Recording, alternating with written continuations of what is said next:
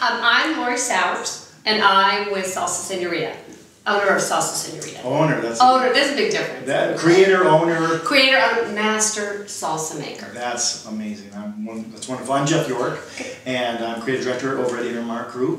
Just joined there about 6 months ago, and I've just been hired, and so I'm becoming a commuter back and forth from Chicago. I live in Chicago, but I've taken this job here in Alabama, so I'm a super commuter, splitting my time back and forth between Birmingham and the Windy City. Great. So you like it here? I love Birmingham. You know, I'm from the Obama, land of Obama. Yeah. So people warned me coming down. It's like, that is a red state, you know. I said, oh, people are people, aren't they? And then, no, it's been great. Everybody has been wonderful here. The people are so nice. Yeah. And I love it. It's a great place. It's a big, small town, which is kind of, I grew up in a small town in Wisconsin. Chicago has that kind of same small town kind of atmosphere, and everybody's been here just super nice. Oh yeah, I've been here about 3 years, and I'm not a Southerner, but I think that I've lived in Atlanta, and I've lived in Dallas, and I've lived in East Texas, but I think that Birmingham is one of the South's best kept secrets. I hear that said by a lot of people. Yeah, I mean, if you don't know anything about Birmingham, I think it kind of gets a bad rap. Right. But when you come here and you see how beautiful it is, and you meet the people, it's pretty awesome. Well, I love it here. Well, it's very nice. It's got that sort of familial family kind of vibe. Like everybody's friendly with everybody. Yes. They want you to be part of the community, and lots of local events. But it's also very cosmopolitan. There's lots of theater here. There's arts and activities. Fantastic restaurants. Great restaurants. There's a 24-hour dance club. I haven't been there yet, but I hear there's a 24-hour dance club. Well, I'm not familiar with that. So, well, I'm just saying at 3 a.m. if you can't sleep. Yeah, I think it's a terrific place. Yeah. And, it's unfortunate, I think, because of X, Y, and Z, people tend to think that, the Midwest or the South hicks and corn pone stuff and all that kind of stuff. But it's not. And, whatever, I think you're right, Birmingham is this wonderful sort of little jewel that... It is. That people maybe, once they discover it, they go, oh my God, I can't believe I haven't been here before. And, the thing that fascinates me is the more people I meet, the longer I live here, nobody leaves. Oh, really? They all stay. I mean, I have met more native Birminghamans, I think that's what they're referred to as, I'm not sure. Okay. They might go away to college, but they come back and they stay. Sure, I mean, where I live, my neighbors across the street his sister lives right next door to me, and their parents live around the block. I'm like, really? Yeah. Well, you know what, it's like there's a lot of pride here in the city. I think there's a lot of pride in the state. In fact, the only thing that I think is really kind of unusual about it is everybody's been so nice, and you're right, they do stay here. I know a lot of people who went to school at the University of Alabama or Auburn, but you can't get a University of Alabama person to say much good about Auburn or high school. No. And it's so funny because, we've got 2 baseball teams in Chicago, and, there's Cubs fans and there's Sox fans, but the Cubs fans cheered for the Sox when they were in the World Series. Right. Here they act like they're separate, axes versus alleys. Yeah, no way. It's like, really? You guys have that many college champions, and you're going to, parse who's the champion one year versus the other? Oh, they don't root for each other, ever. Yeah. That's pretty amazing. Yeah. Really I lived in Texas a long time. Other than that, though, they're really nice. Yeah, well, they're serious about their football. Yeah, oh. They are all about their football. Boy, oh boy, really. But it's kind of nice. I mean, it is kind of nice. Now, you said you were in Texas, because Texas is big about football too, right? Yeah, they're a big football state, but I grew up in New Mexico, at which we don't even know how to play football there. We do a lot of things great in New Mexico, but we don't play football well. We throw around the adobe pots, but they break all the time. We can't really enjoy football. We can figure it out. Now, how did you get into Birmingham with your salsa? Tell us well, it's been a journey. I went to the University of New Mexico, and when I graduated, I moved to Austin, where I met my husband. Okay. There is an end to the story, I promise you. No, that's a good one. And he worked for Coca-Cola. And so when we got married, we were transferred to Tyler, Texas, then to Dallas, and then to Atlanta for 5 years. And then he came to work for the bottling company here in Birmingham. Okay. So if anybody had ever told me I'd be living east of the Mississippi, let alone Georgia or Alabama, I would have said never. And how have they responded to your salsa? Great. I mean, I think people really like it. It's not a traditional, it's not a ketchup-y style salsa. It's very much a Southwestern style. Sure. So it's very different. Like, my salsa is not red and tomatoey because we're not all about just the tomatoes. Sure. So it's different, but I think people have really embraced it, which has been great. That's wonderful. It's been great. I was going to say, well, you have your own PR people, so you must be doing pretty well. I've got some peeps. Do you have peeps? I don't. So you'll have to have your girl call me. I can do that. Sorry, but I can give you myself. I pick up on the fourth ring, usually. Well, that's great. But yeah, it is like a jar of vegetables. So wherever you put ketchup, use salsa, because there's no sugar in salsa. Well, there's no sugar in my salsa. And no vinegar. That's great. So, like a lot of diets, you can't have vinegar, and you definitely can't have sugar. Sure. So just substitute that ketchup for salsa. Well, I think it's one of the reasons it's become so popular too, because it is healthier for you, and it's not as processed in some of those kind of things. So. Well, and ours is all natural. All of our ingredients are fresh when we go to production. No canned or fresh frozen. See, I'm giving you my pen. Wow, I was going to say, this has suddenly become a commercial for all I need to do now is want to I'm advertising, and I know what that sounds like. Would you like to try it? You haven't tried salsa until you've tried her salsa. True. And what is the tagline? What is the line that's on the jar? The legally addictive salsa. That's very good. Yeah, because you just... Did you try some illegally addictive salsas when you were trying to come up with the right recipe? No, but I do have a funny story.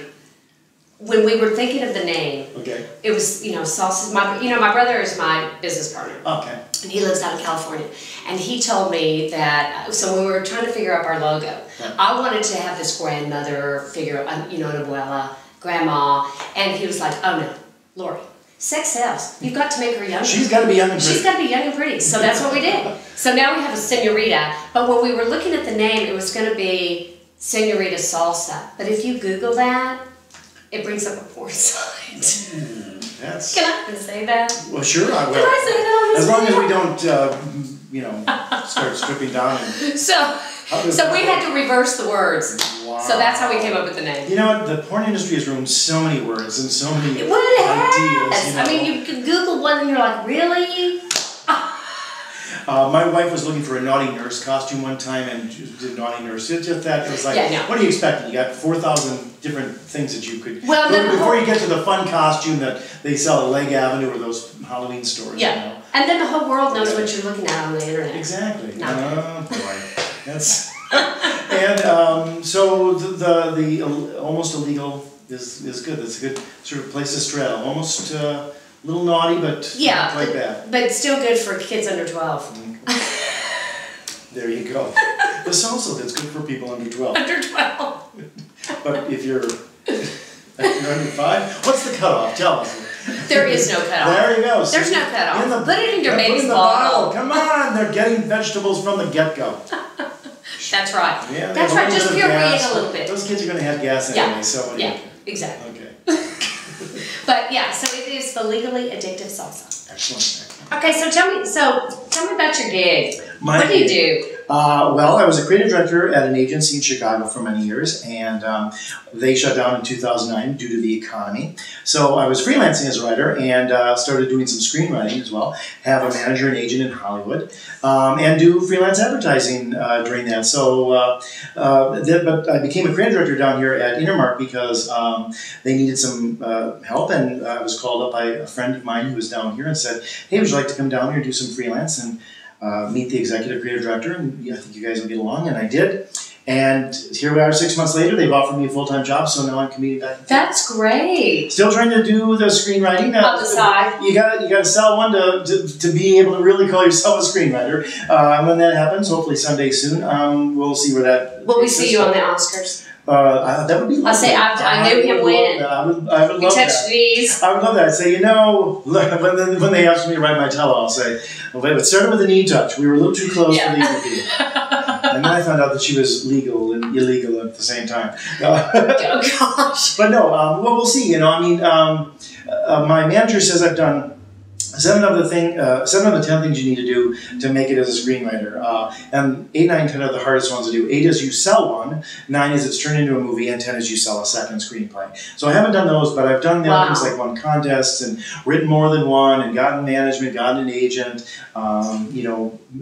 been working in the industry, written different kinds of things to show that you can write in different styles or different kinds of genres and stuff. So would you ever write like a play, or is it just movies? Too. I actually wrote a play. Yeah. That's being a consideration by somebody in New York, but it takes money to do all these things. That's the big thing, is you can get people to like your stuff, and they might even be enthusiastic fans and say, we want to get this done, but the big trick is getting the funding. Getting the funding. Oh, I'm with you on that. And that's for anybody, that's whether they're a novice or they're an Academy Award winner. Oh, yeah. People are still fighting the same fight every time. Like, okay, I won an Oscar, but I gotta get somebody to cough up the $20 million for the next picture. So exactly, or $1,000 for your next line of salsa. There you go. Come on, it's $2 a jar. Right, that's it. So, do you like the fact now that you've got this job and then you get to still pursue your dream because you can do both? Well, exactly. And advertising is a lot of fun, and it's sort of like being in the mini sort of version of Hollywood. You still make commercials and do productions and hire directors and do all the kinds of things with actors and writing and stuff like that, just on a bunch of different smaller basis. So yeah, it's kind of the best of both worlds. I always loved advertising. They're funny, great people. We've got terrific clients. I just finished a big campaign for Blue Cross. Oh yeah, tell me about that. Well, we went out to LA. We shot 5 commercials. We shot 5 print ads, 4 radio spots, which is unheard of in today's market. I mean, usually it's like a campaign is 2 spots, maybe 3 if you're lucky. So we did a lot of work for them. It was super fun. So right now, for me, it's been fun, kind of, doing the one thing as well as doing the other. Sure. Sort of, multitasking, I guess. A multitasking career from 2 cities. It's like I'm dual personalities. So, tell me about what other commercials have you made? Well, let's see. I did a lot of work in the past for Blockbuster, for 7-Eleven. I was one of the guys who did the Kibbles and Bits commercials back in the day. Yeah. Actually, do you have a cat? I do have a cat. Okay, do you remember Pounce Cat Treats? Do you remember the animated cat on the can for Pounce Cat Treats for many years? Did he pounce across the TV screen? Yes, he did. Yeah, he was also on the can. There's a cartoon there. He had purple stripes. I drew that. Yeah, that was. So you draw too? Yeah, that was on the can for 20 years. Okay, that was my first big claim to fame in advertising. That's amazing. I don't eat ketchup. I only eat salsa. Good answer. Mustard, forget it.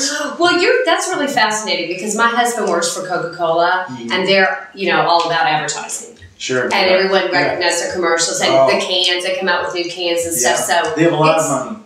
Yeah, they do have a lot of money. And those polar bears, they've been around for 20 years now. Do you have anything to do with them? No.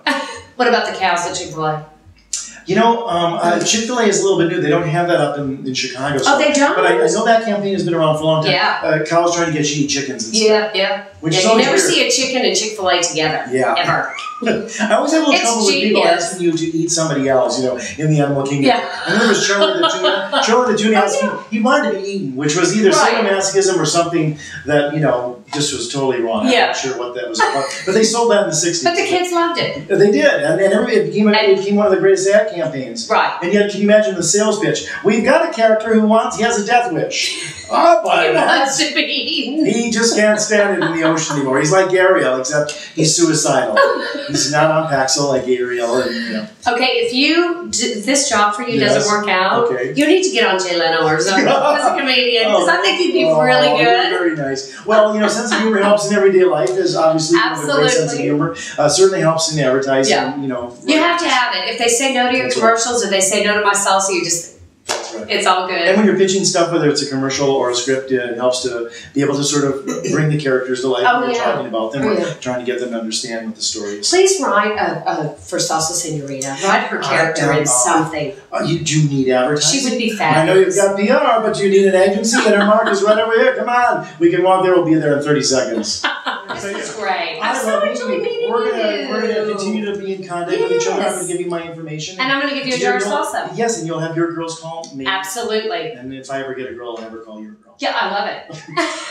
Thank you. Thank you. Nice to meet you. Nice to meet you too. Oh, thanks. Yes, love. Awesome.